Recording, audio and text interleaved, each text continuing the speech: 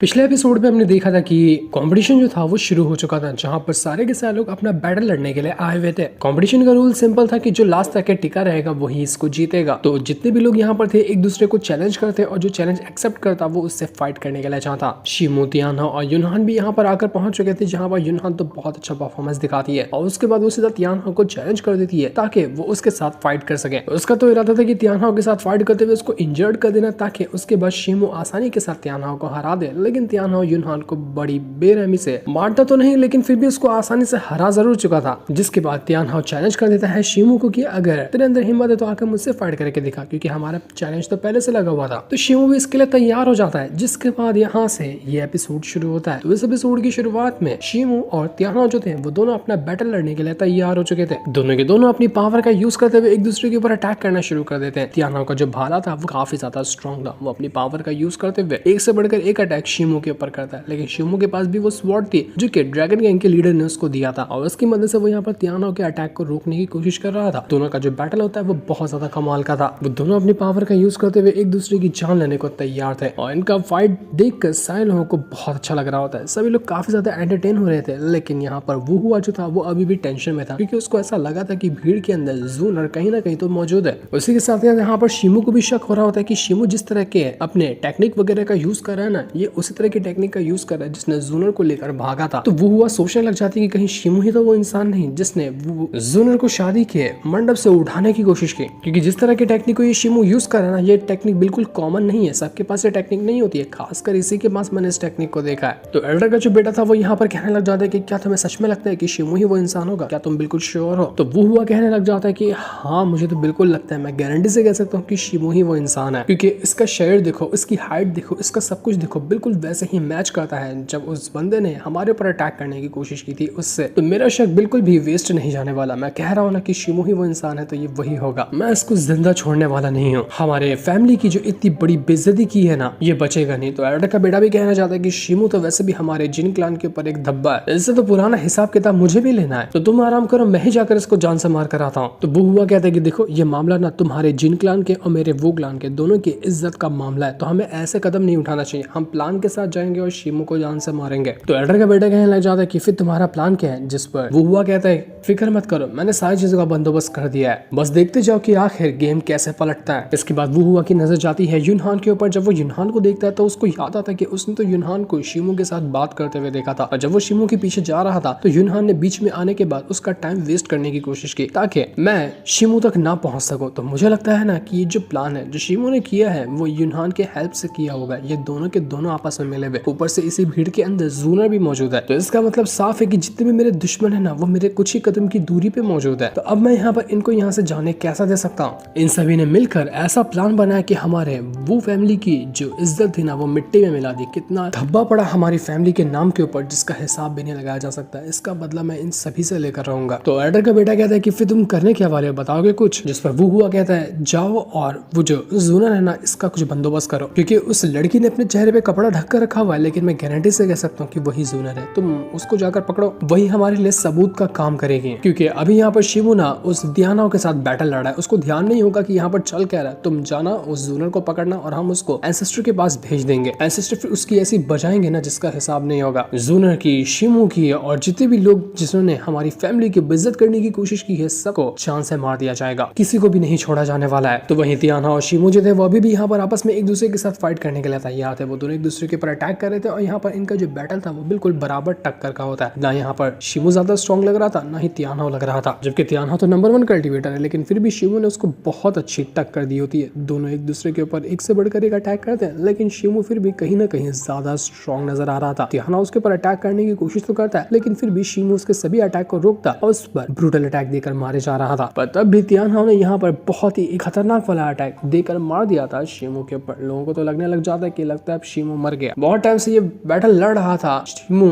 तियानहा के साथ, लेकिन अब यहाँ पर तियानहा ने फाइनल अटैक करते हुए उसकी जान ले ली। कोई भी नॉर्मल कल्टीवेटर इस तियानहा के भाले के फुल अटैक से बच ही नहीं सकता है, तो शिमू कैसे बच जाने वाला था? लेकिन ये सभी की गलतफहमी होती है। यहाँ पर शिमू को तो कुछ हुआ ही नहीं था, पूरा का पूरा भाला अंदर घुसेड़ दिया था यहाँ पर तियानहा ने, लेकिन शिमू का शरीर जो पत्थर जैसा है ना उसके ऊपर असर ही नहीं हुआ, अंदर घुस ही नहीं पाया वो भाला। तो शिमू कहता है कि क्या हुआ, बस इतना ही कर सकते थे। वो दोबारा से यहाँ पर तियानहा के ऊपर अटैक करना शुरू कर दिया। तियानहा भी एक पल के लिए दंग रह चुका था कि भाई भाई साहब इसका शरीर है कि ये लोहा है, इसके ऊपर मेरे भाले का असर हुआ ही नहीं, घुसाया तो भी नहीं घुस रहा है। तो एल्डर वगैरह जो इस बैटल को देखने के लिए आए हुए थे वो लोग कहना चाहते कि भाई साहब ये शिमो का शरीर है कि क्या है, ये तो किसी आर्मर से कम नहीं है, ऐसा शरीर तो हमने इससे पहले किसी के पास नहीं देखा यार, उसके ऊपर कोई भी अटैक कर लो उसके ऊपर तो असर होगा ही नहीं। वो सभी अंदाजा लगाने लग जाते कि हो सकता है ना शिमो के पास कोई लेजेंडरी टेक्निक होगी जिसकी मदद से उसने अपने शरीर को ना ऐसा बना लिया कि उसके ऊपर किसी चीज का असर ही नहीं होता। वो टेक्निक कितनी कमाल की होगी उसके बारे में हम सोच भी नहीं सकते। दूसरा एक मास्टर कहने लग जाता है कि मुझे तो लगता है कि उसने मेरे क्लान की टेक्निक चुराई है, क्योंकि हम भी यहाँ पर बॉडी स्ट्रेंथ की टेक्निक को कल्टिवेट करते हैं, तो शिमो ने हमारे ही क्लान की टेक्निक को चुरा लिया होगा। पर यहाँ पर दूसरा एक और एल्डर कहने लग जाते कि तुम यार तुम तो रहने ही दो, अगर तुम्हारे क्लान के अंदर इतनी कमाल की टेक्निक होती तो तुम खुद नहीं यहाँ पर इसको कल्टिवेट कर लेते। तुम्हारी बॉडी स्ट्रेंथ की टेक्निक शिमो की टेक्निक के सामने तो बच्ची है, इसलिए तुम तो ये बात करना छोड़ ही दो। हमें यहाँ पर शिमो को ध्यान देना चाहिए, उसकी तारीफ करनी चाहिए कि उसने सच में यहाँ पर इतनी लेजेंडरी टेक्निक को सीखा है, और हम यहाँ पर उसके पर ही ऐसे उल्टे उल्टे इल्जाम लगा रहे हैं, ठीक नहीं है। उसी तरह से यहाँ पर वो फैमिली का जो मास्टर था वो भी कहने लग जाता है कि शिमो ना नॉर्मल बंदा नहीं है, इसके बाद जो ये टेक्निक है ना बहुत ज्यादा कमाल की है, अगर इसी तरह से ये इस टेक्निक का यूज करता रहा तो कोई इसको हरा ही नहीं पाएगा। मुझे तो लगता है ना कि इसको हराने के लिए मुझे कुछ और चीज का यूज करना पड़ेगा, मेरे पास एक खास प्लान है, लेकिन उसका प्लान क्या था वो अभी हमें नहीं बताया जाता। तो वहीं शिमो और तियाना अभी भी यहाँ पर फाइट कर रहे थे, जहाँ पर शिमो अभी तक के तो स्ट्रॉन्ग नजर आ रहा था, लेकिन तियाना कहने लग जाता है कि बस बहुत हो गया, जब से मैं यहाँ पर तुम्हारे पर नॉर्मल अटैक कर रहा था, लेकिन अब मैं तुम्हें दिखाऊंगा कि मेरी असल पावर क्या है, तुम अब मेरे अटैक के सामने नहीं टिक पाओगे, मैं तुम्हारे पर कोई दया नहीं दिखाने वाला हूँ, तुम मरने के लिए तैयार हो जाओ। तो शिमो कहने लग जाता है कि मैं भी तो इसी चीज का इंतजार कर रहा हूँ कि कब तुम यहाँ पर अपनी फुल पावर का यूज करो, क्योंकि तुम्हारे नॉर्मल अटैक से तो मुझे वैसे भी कुछ हुआ नहीं। तो ये सुनकर तियाना जो था वो यहाँ पर अपनी पावर को एक्टिवेट करना शुरू कर देता, और उसका जो भाला था वो उसके पूरे फुल पोटेंशियल को यूज कर रहा था ताकि उसकी मदद से वो शिमो के ऊपर अटैक कर सके। लेकिन शिमो भी अपनी टेक्निक यूज करने के लिए तैयार था, वो कहने लग जाता है कि मैं यहाँ पर अपनी शैडो टेक्निक का यूज करने वाला हूँ। तो अपनी शैडो टेक्निक को एक्टिवेट करता और सारे के सारे अपने शैडो क्लोन को एक साथ मर्ज करते हुए इतना ब्रूटल स्लैश अटैक देकर बना देता है कि वो अटैक यहाँ तियाना को जो भाला था उसके अटैक को चकनाचूर कर चुका था। इतना भयंकर धमाका होता है कि मानो पूरा बैटल आईना फूट जाएगा। काफी खतरनाक ये अटैक था, लेकिन किसी को नतीजा नहीं पता चलता कि असल में यहाँ पर जीता कौन, क्या तियाना जीता अपने भाले की वजह से या फिर शिमो जीता अपने शैडो आर्ट की वजह से,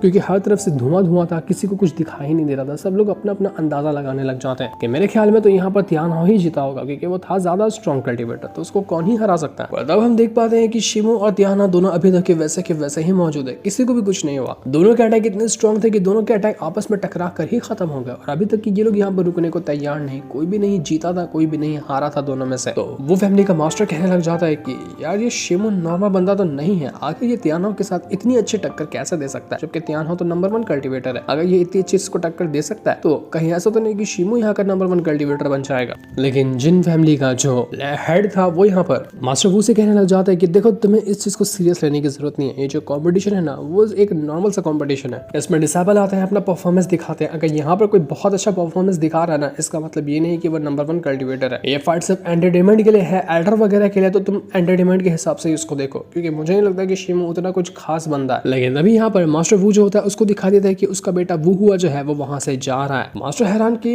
अब इस वू हुआ को क्या हुआ, ये कहाँ जा रहा है। तो जिन क्लान का हेड कहने लग जाता है कि क्या हुआ, तुम्हारा बेटा तो लगता है कि अब शिमो से भी फाइट करने के लायक नहीं बचा। मानता हूँ कि शिमो उतना ज्यादा खास नहीं, लेकिन तुम्हारा बेटा उससे भी लूजर है क्या, जो बिना बैटल आईना के अंदर एंट्री मारे ही यहाँ से भाग रहा है। मास्टर वू जो था उसको पता था कि उसका बेटा ऐसा कमजोर तो नहीं है, वो डर के भागने वाला तो नहीं है। हो सकता है कि यहाँ पर उसके बेटे को कुछ न कुछ ऐसा पता चला होगा जिसका पता लगाने के लिए या कोई मैटर सुलझाने के लिए वो अर्जेंट में यहाँ से जा रहा है, वरना ऐसे डर के भागने वाला मेरा बेटा है ही नहीं। तो मास्टर वू जो था जिन क्लान के हेड से कहता है कि मेरी तबीयत थोड़ी सी ना खराब लग रही है, मैं काफी टाइम से बैठ नहीं सकता, तो जा रहा हूँ थोड़ा हवा खाने के लिए। वो हवा खाने का बहाना करके जा रहा था वुहुआ के पास ताकि देख सके कि असल में वुहुआ जा कहाँ रहा है, क्या करने वाला है वो। तो वहीं तियाना जो था वो शिमो से फाइट करते हुए कहना चाहते कि देख आज नतीजा कुछ भी क्यों ना निकले, या तू जीत जाए या मैं जीत जाए, मुझसे उससे फर्क नहीं पड़ता, लेकिन ये जो फाइट थी ना क्या ही एंटरटेनमेंट से भरी हुई थी, बहुत मजा आया, एकदम थ्रिलिंग एक्सपीरियंस मिला मुझे। तो तू पहला बंदा है जिसके साथ फाइट करके ना मुझे इतना ज्यादा मजा आया, बहुत अच्छा लगा आज की फाइट करके। हम इस फाइट को कंटिन्यू ही करेंगे, इसको रोकते ही नहीं है, देखते हैं कि आखिरी तक के कौन टिका रहता है। तो शिमो भी कहता है कि जैसे तेरी मर्जी, मैं तो टिका ही रहूंगा, मैं तो तुझसे लड़ने के लिए तैयार ही हूँ। तो ये दोनों यहाँ पर अभी तक अपनी फाइट कंटिन्यू यूं रखे थे इतने टाइम तक कि इनकी फाइट चल रही कि मानो कुछ घंटे निकल गए थे, लेकिन कोई ना हारा था कोई ना जीता था। जुनो जो थी वो युनहान से कहने लग जाती है तुम्हें क्या लगता है कि शिमू यहाँ पर जीत पाएगा, क्योंकि तियाना तो है वो बहुत ज्यादा स्ट्रांग है, उसको हराकर शिमू का जीत पाना क्या ये पॉसिबल है? जिस पर युनहान कहती है मुझे तो लगता है कि शिमू यहाँ पर जरूर जीतेगा, क्योंकि उसने अभी तक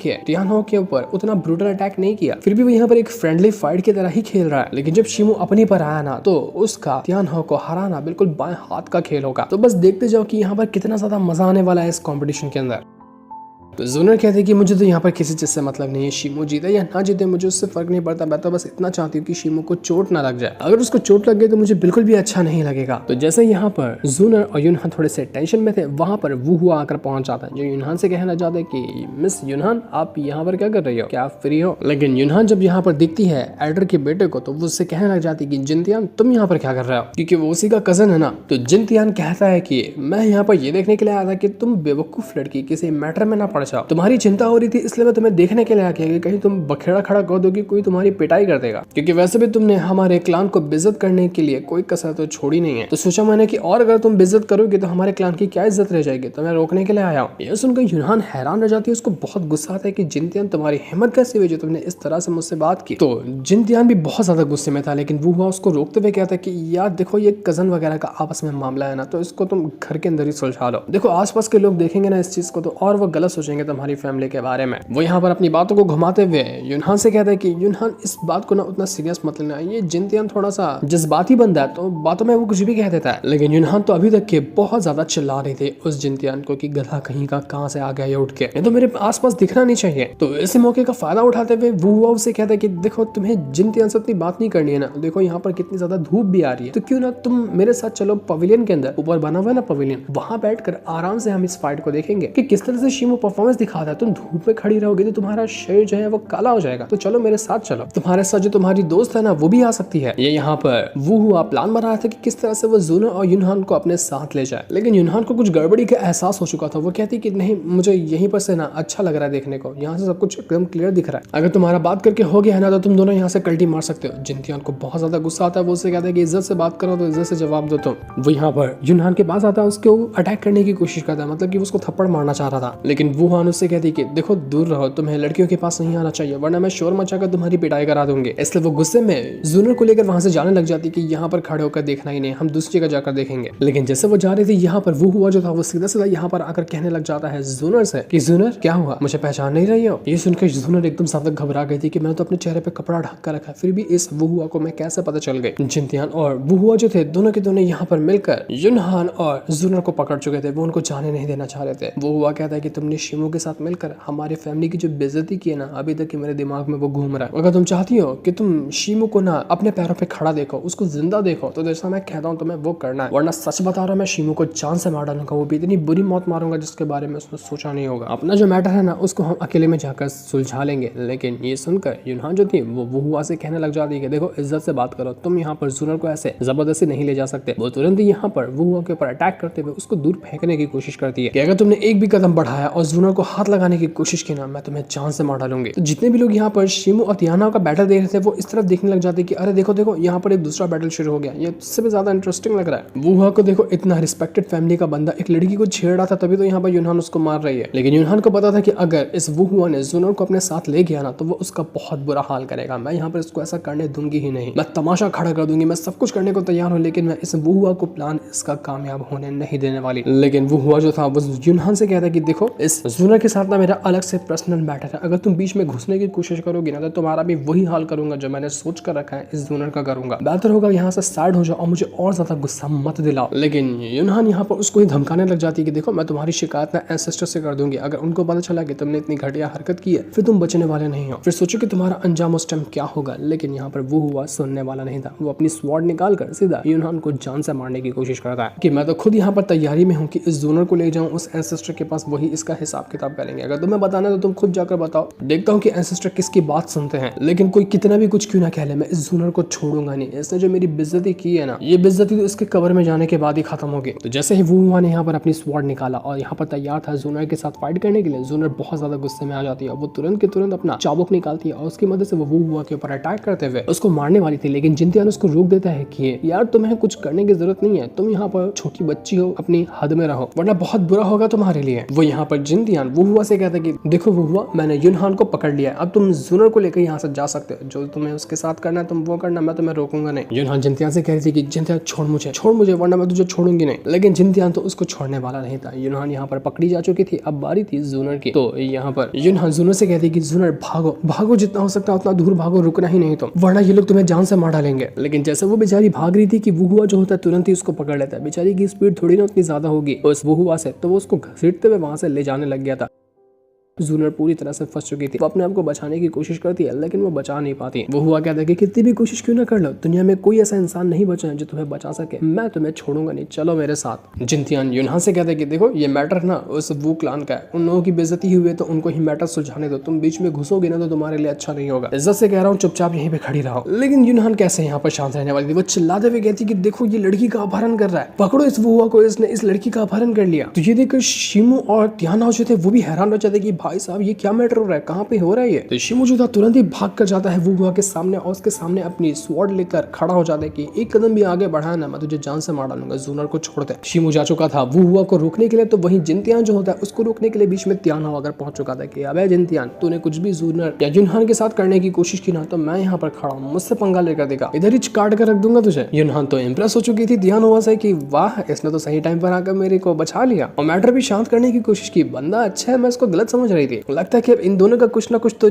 कनेक्शन बनने वाला है। तो वही वुहुआ जो था वो शिमू से कहता है कि देख मैं यहाँ पर इसको छोड़ने वाला नहीं हूँ, अगर मैं इसको नहीं छोड़ूंगा तो तू मेरा क्या उखाड़ लेगा, मारेगा मुझे, मारना फिर। वुहुआ जो था वो तियानाओ से कहता है कि देखो ये हमारे फैमिली का मैटर है, तुम बीच में ना ही घुसो ना तो बेहतर होगा, तुम यहाँ से जाओ, जो होगा उसको हम लोग हैंडल करेंगे। लेकिन वो दोनों के दोनों यहाँ से जाने को तैयार नहीं थे। तो ये देख कर वुहुआ जो था वो बहुत ज्यादा गुस्सा हो जाता है। वो कहता है कि शिमू ने पहले तो हमारे क्लान की बेइज्जती की, दुल्हन को ही शादी वाले दिन से उठा लिया और यहाँ पर तुम लोग उसी का साथ देने के लिए आए हो ना, ठीक है, अब यहाँ पर लगता है कि बातों से काम नहीं बनने वाला, अब हाथ पैर चलाने पड़ेंगे। वुहुआ तो यहाँ पर सभी लोग जो मौजूद थे उनको बताने लग जाता है कि देख रहे हो हमारे जो वो फैमिली की इतनी बेइज्जती हुई थी ना, दुल्हन भाग गई थी, यही शिमू वो इंसान है जिसने दुल्हन को भगाया था, और किसी को यकीन ना हो तो इस लड़की को अपने चेहरे पे से कपड़ा हटाने बोला, सबको पता चल जाएगा कि ये वही भागी हुई दुल्हन है। उसका और इस शिमू का चक्कर चल रहा था, इन दोनों ने मिलकर हमारी फैमिली की बेइज्जती की। तो अब आप ही लोग बताइए यहाँ पर कि मैं गलत हूँ या फिर ये दोनों गलत है, जो गलत होगा उसको सजा मिलेगी। तो ये सुनकर जितने भी लोग वहाँ पर मौजूद थे वो लोग कहना चाहते कि हाँ बात तो बिल्कुल सही कह रहा है वो हुआ। वो लोग उस जोनर से कहते कि तुम अपना कपड़ा हटाओ चेहरे पे से। हम सब यहाँ पर देखना चाहते हैं कि क्या वो हुआ सही कह रहा है या फिर वो झूठ कह रहा है। एडिटर वगैरह जो इस फाइट को देखने के लिए आए थे उनको समझ ही नहीं आता कि असल में यहाँ पर यार चल क्या रहा है, क्या हो रहा है, किस बात की बहस हो रही है इन सभी के बीच में। पर जो भी है मामला कुछ ज्यादा बिगड़ता हुआ नजर आ रहा है। तो जब यहाँ पर बीच में शिमू ही मौजूद है तो जिन क्लान का जो हेड था वो अपने भाई से कहता है कि चलो हमें भी जाकर देखना चाहिए कि आखिर शिमू ने कौन सा बखेड़ा खड़ा कर दिया। एक तो वैसे भी उसने हमारे जिन क्लान की बेइज्जती करके रखी है, आज यहाँ पर उस बेइज्जती को वो और ज्यादा बढ़ा ना दे। तो ये लोग भी मैटर देखने के लिए नीचे आ चुके थे। वो तो यहाँ पर अपनी बातों से पीछे हटने वाला नहीं था। युनहान उससे कहती कि नहीं तुम झूठ इल्जाम लगा रहे हो, तुम किसी को भी कुछ भी कह दोगे तो क्या लोग मान लेंगे, ऐसा नहीं होता है, इसलिए अपनी बकवास बातें बंद करो। तब यहाँ पर मास्टर वू जो था वो आकर पहुंच जाता है। वो कहने लग जाता है कि आप लोग शांत हो जाइए, मुझे कुछ कहने का मौका दीजिए, मैं ये मैटर को यहाँ पर सुलझा दूंगा। उम्मीद है ये करने की कोशिश तो कम से कम करूंगा मैं। तो बाकी लोग देख कर कहने लग जाते हैं कि हाँ बात तो सही है, अब यहाँ पर मास्टर वू को ही आने दो, वही नतीजा निकालेंगे कि उनकी फैमिली की जो बेइज्जती हुई है उसके पीछे असल में कारण किसका था, वही हिसाब करने वाले हैं यहाँ पर। तो मास्टर वू जो था वो बीच में आने के बाद कहने लग जाता है कि देखिए ये बात ना फैमिली के बीच की है, तो बात कुछ ज्यादा ही बड़ी हो गई, क्योंकि ये सब जवान लोग हैं तो इनके बीच में ना गर्म खून होता है, तो इसने छोटी सी बात को ज्यादा कुछ खींच दिया। लेकिन मैं यहाँ पर मुझे पता है कि फैमिली की इज्जत कैसी बचाई जा सकती है। वो जूनर से कहना चाहते हैं कि जूनर देखो अभी भी मेरा जो छोटा बेटा है ना उसके साथ तुम्हारी शादी होनी थी, सब कुछ तैयारी हो गई थी, इसलिए हमारी जो फैमिली की गई हुई इज्जत है उसको वापस हासिल करना है ना हमें, तो हमें तुमसे मेरी बेटी की दोबारा शादी करवानी होगी। सारी की सारी तैयारियां हो चुकी हैं, तो प्लीज मेहरबानी करो और हमारे साथ चलो हमारी वो फैमिली के अंदर मेरे बेटे से शादी करने के लिए। मैं तुम्हें यकीन दिलाता हूँ कि तुम्हें कोई सजा नहीं होगी, कुछ भी नहीं होगा तुम्हारे साथ और तुम बिल्कुल खुश रहोगी। और जितने भी लोग यहाँ पर मौजूद है सबके सामने ये वादा करता हूँ, इससे तुम्हें किसी चीज की भी टेंशन लेने की जरूरत नहीं है, तुम मेरे साथ चलो। यहाँ पर तो मास्टर वो ने पूरा गेम ही पलट कर रख दिया। वो यहाँ पर अपना काम भी करवाना चाह रहा था और अपनी फैमिली की इज्जत बचाने वाला भी दिमाग लगा चुका था वो। लेकिन यूनहान कहती कि देखिए मास्टर वो आप जाइए यहाँ से, मैं जूनर को कहीं पे भी जाने नहीं दूंगी। वो आपकी खास करके फैमिली के अंदर तो बिल्कुल भी नहीं जाएगी। वो जूनर को वहां से ले जाने लगती है कि जूनर चलो यहाँ से, हमारा रुकना ठीक नहीं। मास्टर वो को बहुत ज्यादा गुस्सा आता है, उसको इतना गुस्सा आता है कि वो अपना सारा का सारा सबर का बांध तोड़कर यहीं पर अटैक करने लग जाएगा। लेकिन उसके सिपाही वगैरह जो थे वो बीच में आते हैं और यूनहान और जूनर को रोक देते कि देखो तुम लोग यहाँ से कहीं नहीं जा सकते। मास्टर ने कह दिया ना कि तुम्हें साथ में ले जाना है तो तुम्हें हम साथ में ले जाकर ही रहेंगे। तो मास्टर वो जो था वो यूनहान और जूनर से कहना चाहता है कि देखो ये जो कंपटीशन है ना, ये सब यंग जनरेशन के जो डिसाइपल वगैरह होते हैं उनके लिए होता है, उनकी भलाई के लिए होता है, उनके फ्यूचर की प्रोग्रेस के लिए होता है। तो तुम ऐसे यहाँ से उठकर जा रही हो ना, ये बात ठीक नहीं होगी। अगर तुम्हें हमारे वो फैमिली के अंदर अभी नहीं जाना है तो कम से कम ये बैटल देख लो, बैटल देखने के बाद सब साथ में चलेंगे। और उसी के साथ साथ यूनहान खास करके तुम्हारे लिए तुम्हें तो जवाब देना होगा कि आखिर तुम इतना ज्यादा बीच में क्यों कूद रही हो। तुमसे जवाब चाहिए, तुम्हारी जिन फैमिली से भी जवाब चाहिए कि आखिर तुमने हमारी फैमिली को बेइज्जत करने में इतना बड़ा हाथ क्यों निभाया। तो सभी लोग कहना चाहते हैं कि हाँ हाँ बात सही है, कंपटीशन को वापस कंटिन्यू करवा, हम इतने साल से इंतजार कर रहे थे इस कंपटीशन का, अब यहाँ पर हुआ तो यहाँ पर कौन सा मैटर खड़ा हो गया, ये सब मैटर खत्म करो, कंपटीशन को कंटिन्यू करो जल्दी। यूनहान जो थी वो शिमू से कहने लग जाती कि शिमू यार मैटर तो बहुत ज्यादा बड़ा हो गया, हमें किसी भी तरह से जूनर को प्रोटेक्ट करना होगा, ये लोग उसको छोड़ने वाले नहीं है। तो शिमू भी कहता है कि बात तो तुम सही कह रही हो, मैं यहाँ पर किसी भी तरह से जूनर को प्रोटेक्ट करने की कोशिश करूंगा। अगर बात सिर्फ बातों से ही बन जाती है ना तो ठीक है, वरना अगर नहीं होती तो मुझे अपने तरीके से कुछ ना कुछ करना पड़ेगा। वो अटैक करने की ही बात कर रहा था कि अगर यहाँ पर ये लोग जूनर को नुकसान पहुंचाने की कोशिश करते हैं तो मैं रुकने वाला नहीं हूँ। तब वहां पर जिन क्लान का जो हेड था वो भी आकर पहुंच जाता है और मास्टर वू से कहने लग जाता है कि तुमने मैटर को ना बहुत अच्छे से सुलझाया, जैसा तुमने कहा वैसा ही होगा, तुमने कंपटीशन को भी कंटिन्यू करवाया, अपनी फैमिली की इज्जत भी बचा ली, बहुत अच्छी बात है। लेकिन यूनहान उस हेड से कहने लग जाती कि आपको नहीं समझ में आ रहा कि ये लोग कितने घटिया लोग हैं, ये जूनर को लेकर जाकर मार डालेंगे, ऐसे जूनर को उनके साथ नहीं जाने देना है। लेकिन जिन फैमिली का हेड कहता है कि यूनहान देखो एक शब्द भी और मत कहना वरना मैं भूल जाऊंगा कि तुम मेरी क्या लगती हो। तब जूनर जो थी वो हिम्मत करती है और यहाँ पर आकर सभी के सामने कहने लग जाती है कि आज का ये जो मैटर हुआ है ना वो मेरी वजह से हुआ है, तो मुझे यहाँ पर सभी को जवाब देना चाहिए और सारी चीजें समझानी चाहिए कि असल में यहाँ पर हुआ क्या है, क्यों ये छोटी सी बात इतनी ज्यादा बड़ी हो गई। वो यहाँ पर अपने चेहरे पे से कपड़ा भी हटा देती है और सबको दिखा चुकी थी कि हाँ जैसा कि बुआ ने कहा मैं ही जूनर हूँ, मैं ही वो दुल्हन हूँ जो कि भागी थी। लेकिन अब क्यों भागी थी उसके बारे में मुझे आपको बताना है। अब तो यहाँ पर वो फैमिली वालों की इज्जत का कबाड़ा होने वाला है, जब सभी को पता चलेगा कि वो फैमिली के मास्टर ने कितनी घटिया हरकत की थी और दुल्हे को बदलने की कोशिश की थी। लेकिन सच्चाई जानने के बाद क्या वो फैमिली वाले शांत होंगे या फिर वो जूनर को मारने की कोशिश करेंगे, ये तो हमें पता चलेगा नेक्स्ट एपिसोड के अंदर, जिस दिन को दिखाते साथ ही ये वाला एपिसोड यहीं पर एंड हो जाता है। Thanks for watching.